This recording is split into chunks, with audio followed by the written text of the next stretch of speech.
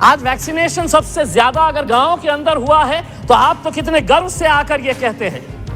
Health minister हमारे महाराष्ट्र से आती है। मैडम, आप भी अच्छी तरह से जानते हैं कि उनकी हालत क्या है, उनकी पीड़ा क्या है, आप भी अच्छी तरह से समझते हैं। और एक महिला होने के हैसियत से ये तो आपकी जिम्मेदारी है। हमें बोलने की जरूरत नहीं होनी चाहिए। हमें बोलने की जरूरत इसलिए नहीं होनी चाहिए कि यहाँ पर इस सदन के अंदर, चाहे वो सत्ता में बैठे हुए हो या विपक्ष के अंदर बैठे हुए हैं, उनकी पीड़ा आप अच्छी तरह से समझ सकते हैं। उनकी तकलीफें क्या है आप अच्छी तरह से समझ सकते हैं। लेकिन जानकर भी अगर आप अनजान बने रहना चाहते हैं तो इसके लिए कौन दोषी है?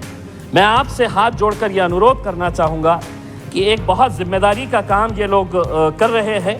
अगर हम इन्हें थोड़ा सा और सहारा अगर हम दे देते हैं तो मेरे हिसाब से एक बहुत अच्छा काम जो है वो हो जाएगा।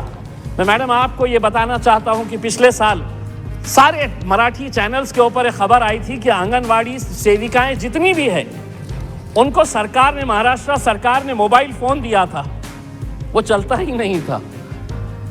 तो 1 लाख महिला आंगनवाड़ी जो सेविकाएं थी उन्होंने ये तय किया कि हमको ये मोबाइल फ़ोन नहीं चाहिए या आप रख लीजिएगा करके। यानी कि सोचिए कि उसके अंदर भी भ्रष्टाचार, कि आप एक अच्छा काम करने के लिए, एक महिला गांव-गांव घूम रही है, काम करने के लिए जा रही है और वो फ़ोन जो दिया गया वो फ़ोन ही नहीं चलता था। तो 1 लाख आंगनवाड़ी सेविकाओं ने ये तय किया कि अब हम ये वापस कर देंगे करके, और उन्होंने वापस करने का फैसला लिया है। थैंक यू अध्यक्ष महोदय जी। जितने भी सम्मानीय सदस्यों ने इस बारे में बोला है, तकरीबन सभी मेंबर्स की वही मांग है और मैं भी, हमारे सम्मानीय सदस्य रितेश जी ने जो रेजोल्यूशन मूव किया है मैं उसका पूरी तरह से समर्थन करता हूं। एक लोक प्रतिनिधि होने की हैसियत से जब भी कोई आंगनवाड़ी सेविका, आंगनवाड़ी वर्कर या आशा वर्कर से मुलाकात होती है तो वो यही बात कहती है कि हमारे लिए कुछ करिए। उसे ऐसा लगता है कि हम लोक प्रतिनिधि है तो बड़ी उम्मीदें हैं और मेरी ज़िंदगी में अगर कुछ बदलाव आ सकता है तो आप कर सकते हैं। ये अलग बात है कि इसके अंदर कितनी सच्चाई है, हम यहाँ पर बोल कर तो जाते हैं। आज जब हम बोलेंगे तो पूरी दिल से बोलेंगे और बहुत उम्मीद करेंगे, क्योंकि ये जितना भी ये सदन है, हम अलग अलग राजनीतिक पार्टियों से आते होंगे, लेकिन हकीकत ये है कि हमने मौत को बहुत करीब से देखा है। कोरोना के पीरियड के अंदर कौन अमीर था, कौन गरीब था, कितना बलवान था, किस राजनीतिक पार्टी, किस जाति, किस धर्म का था, कोई मायने नहीं रखा। मौत आई और सबको लेकर चली गई। ये तो हम खुशनसीब है कि हम जिंदा रह गए और अब हमारा ये दायित्व है कि जो लोग मौत के करीब जा रहे हैं उनको कैसे जिंदा रखा जाए करके। आंगनवाड़ी आशा वर्कर्स 1975 के अंदर उस वक्त की प्रधानमंत्री इंदिरा गांधी के दौर में ये शुरू हुई थी। 38 स्कीम्स इसके ज़रिए चलाए जाते थे और उस वक्त जब ये स्कीम शुरू हुई थी तो एक आंगनवाड़ी सेविका को महज 225 रुपये ऑनोरेरियम के तौर के ऊपर 1975 के अंदर दिए जाते थे। करीब करीब हम 50 साल आ गए हैं। मेहनत उनकी इतनी ज़्यादा होने के बावजूद भी आज एक आंगनवाड़ी, एक आशा वर्कर कितना पैसा कमाती है, ये हम सब के लिए बहुत ही शर्म की बात होनी चाहिए। क्योंकि इस मुल्क के अंदर, ये इसके अंदर राजनीति नहीं कर रहा हूं मैं, लेकिन हम स्मारक बनाने के ऊपर, हम पुतले बनाने के ऊपर हम हज़ारों करोड़ रुपया खर्च करते हैं। ये जो आंगनवाड़ी सेविकाएं हैं ये क्या काम कर रही है? 2020 के अंदर एक स्टोरी आई थी महाराष्ट्र के एक आंगनवाड़ी वर्कर की, जिसने सबको हिलाकर रख दिया था कि उस आंगनवाड़ी वर्कर जो महिला थी उसकी तड़प ऐसी थी कि वो नंदुरबार से एक गांव को पहुंचने के लिए खुद कश्ती में बैठती थी। 18 किलोमीटर खुद वो सफ़र करती थी। आज भी उसका वीडियो YouTube के अंदर आपको देखने को मिलेगा। 18 किलोमीटर वो पानी के अंदर खुद कश्ती चलाते हुए जाती थी ताकि वहाँ पर उस गांव के दूसरे किनारे पे जो ट्राइबल के बच्चे हैं उनकी देखभाल, उनको अंडे पहुँचाने का, उनको दूध पहुँचाने का, उनकी माताओं की हालत देखने का, वो बच्चे पढ़ रहे हैं क्या नहीं ये देखने का। सोचिए उसका जज्बा कैसा होगा। और उसे मिलता क्या है, उसके बदले के अंदर उसे हासिल क्या हो रहा है। आज आंगनवाड़ी वर्कर्स की अगर हम पगार अगर हम देखेंगे, सैलरी देखेंगे, हम तो सांसद हैं, अपनी पगार बढ़ाना है तो हम एक झटके के अंदर बढ़ा सकते हैं और हजारों रुपये से बढ़ा सकते हैं। इनकी सैलरीज क्या है? मैं मेरे महाराष्ट्र के हद तक की बात करता हूं। आंगनवाड़ी वर्कर को कितना पैसा दिया जाता है? तो 8,500 जो मेन आंगनवाड़ी वर्कर है, जो आंगनवाड़ी वर्कर मिनी जिसे कहा जाता है, उसको सैलरी दी जाती है 4,500 रुपये, और जो दूसरी है उसे महज 5,000 रुपये। तो आंगनवाड़ी वर्कर्स की अगर हम सैलरी देखेंगे तो वो 4,500 रुपये से 8,000 रुपये, सुबह 8 बजे से लेकर दोपहर में 3 बजे तक काम करना, और काम करना भी ऐसा कि उन्हें पूरा प्रोग्राम दिया हुआ होता है, वो घर पर बैठ नहीं सकती है क्योंकि जितना काम करेगी उतना पैसा मिलेगा।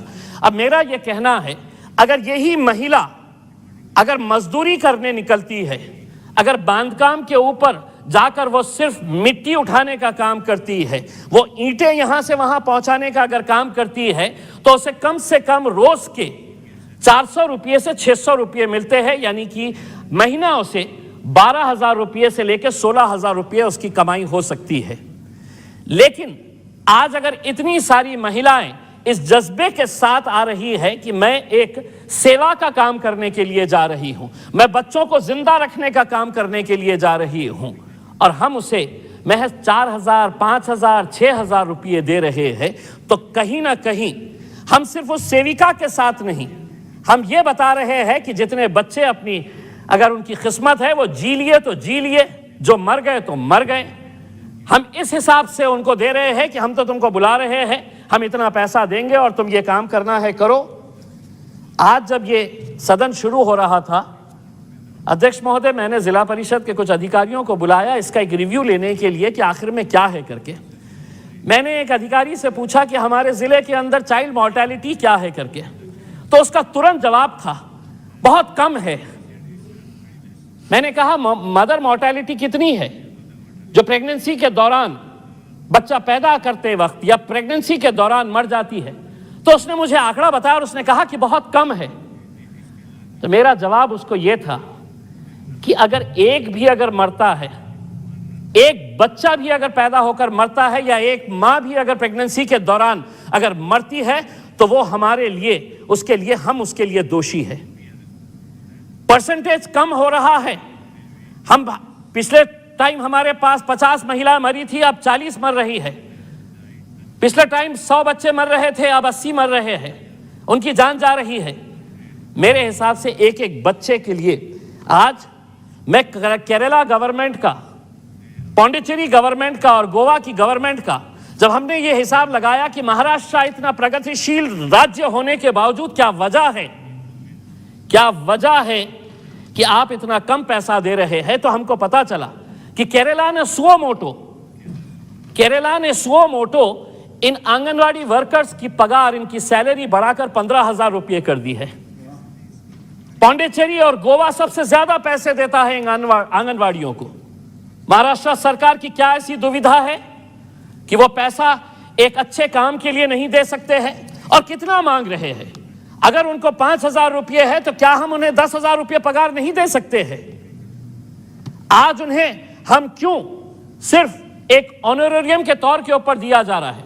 क्यों नहीं, जिस तरह मेहता साहब ने बताया है कि उनको हम एक परमानेंट एम्प्लॉय के तौर के ऊपर देखते हैं कि ताकि उन्हें कम से कम मिनिमम वेजेस एक्ट के हिसाब से उनको सैलरी दी जा सकती है। और वो काम ऐसा नहीं कर रहे हैं। आज वो गांव के अंदर जाते हैं। मैं तो ये कहूंगा, मैं सरकार से ये कहूंगा और पूरी ईमानदारी के साथ ये कहूंगा, मेहनत हमारी आंगनवाड़ी वर्कर्स कर रही है, मेहनत हमारी आशा वर्कर्स कर रही है, लेकिन आप अपनी पीठ थपथपा रहे हैं। आप सारा क्रेडिट उनका जो है मुफ्त के अंदर मेहनत वो कर रहे हैं, और आप कह रहे हैं कि नहीं, हमने देखिए कितना अच्छा काम किया है। अगर वो ना रहे तो आपके पास सिर्फ मौत के आंकड़े आएंगे। ये जाती है महिलाएं जाकर बताती है कि क्या होना चाहिए, क्या नहीं होना चाहिए करके, चाहे वो डिलीवरी का रिकॉर्ड्स मेंटेन करना हो, चाहे ऐसे बहुत सारे कोविड की दवाइयां हो। आज वैक्सीनेशन सबसे ज्यादा अगर गांव के अंदर हुआ है तो आप तो कितने गर्व से आकर ये कहते हैं। हेल्थ मिनिस्टर हमारे महाराष्ट्र से आती है। मैडम, आप भी अच्छी तरह से जानते हैं कि उनकी हालत क्या है, उनकी पीड़ा क्या है, आप भी अच्छी तरह से समझते हैं। और एक महिला होने के हैसियत से ये तो आपकी जिम्मेदारी है। हमें बोलने की जरूरत नहीं होनी चाहिए। हमें बोलने की जरूरत इसलिए नहीं होनी चाहिए कि यहां पर इस सदन के अंदर, चाहे वो सत्ता में बैठे हुए हो या विपक्ष के अंदर बैठे हुए हैं, उनकी पीड़ा आप अच्छी तरह से समझ सकते हैं। उनकी तकलीफें क्या है आप अच्छी तरह से समझ सकते हैं। लेकिन जानकर भी अगर आप अनजान बने रहना चाहते हैं तो इसके लिए कौन दोषी है। मैं आपसे हाथ जोड़कर यह अनुरोध करना चाहूंगा कि एक बहुत जिम्मेदारी का काम ये लोग कर रहे हैं। अगर हम इन्हें थोड़ा सा और सहारा अगर हम दे देते हैं तो मेरे हिसाब से एक बहुत अच्छा काम जो है वो हो जाएगा। मैं मैडम आपको ये बताना चाहता हूं कि पिछले साल सारे मराठी चैनल्स के ऊपर एक खबर आई थी कि आंगनवाड़ी सेविकाएं जितनी भी है उनको सरकार ने, महाराष्ट्र सरकार ने मोबाइल फोन दिया था, वो चलता ही नहीं था। तो 1 लाख महिला आंगनवाड़ी जो सेविकाएं थी उन्होंने ये तय किया कि हमको ये मोबाइल फोन नहीं चाहिए या आप रख लीजिएगा करके। यानी कि सोचिए कि उसके अंदर भी भ्रष्टाचार, कि आप एक अच्छा काम करने के लिए, एक महिला गांव गांव घूम रही है, काम करने के लिए जा रही है और वो फोन जो दिया गया वो फोन ही नहीं चलता था। तो 1 लाख आंगनवाड़ी सेविकाओं ने ये तय किया कि अब हम ये वापस कर देंगे करके, और उन्होंने वापस करने का फैसला लिया है। मेरा सरकार से यही अनुरोध है। मैं सबसे पहले तो इस मामले के अंदर हमारे सम्मानीय सदस्य रितेश जी का बहुत बहुत धन्यवाद अदा करता हूं कि एक ऐसे लोगों की आवाज उन्होंने इस सदन तक पहुंचाई है। देखिए, मैं आपको बताना चाहता हूं कि जो आंगनवाड़ी जो सेविकाएं हैं उनकी एक यूनियन है, वो यूनियन ने सितंबर एक मिनट सिर्फ, आंगनवाड़ी कर्मचारी यूनियन के लीडर्स ने हमारे फाइनेंस मिनिस्टर आदरणीय निर्मला सीतारमण जी से मुलाकात की सितंबर 2021 के अंदर और उनसे यह अनुरोध किया कि आने वाले बजट के अंदर हमारे बारे में कुछ सोचा जाए करके। उन्होंने women and child development minister केंद्र सरकार की, उनसे भी मुलाकात की और उन्हें क्या मिला बदले में, वो इंतजार करते रही कि अब बजट आएगा उसके अंदर कुछ ना कुछ हमको मिलेगा। तो उन्हें क्या मिला? तो सिर्फ आश्वासन मिला। और यही आश्वासन के ऊपर वो कितने सालों से काम कर रही है कि नहीं आज नहीं तो कल मेरे भी अच्छे दिन आएंगे। क्योंकि मेरे वजीर आजम ने कहा है कि सबके अच्छे दिन आएंगे, तो आंगनवाड़ी वालों के भी, हमारी बहनों के भी अच्छे दिन आए। यही उम्मीद करते हैं और सरकार से अनुरोध करते हैं कि इसके बारे में कुछ ना कुछ फैसला लीजिएगा। उनके घर भी है, उनको खुद को भी बारे में सोचना है। वो दूसरों के बारे में सोचकर बाहर निकलती है, उनके बारे में सोचने की जिम्मेदारी हम सबकी है, पूरे सदन की है। बहुत बहुत धन्यवाद।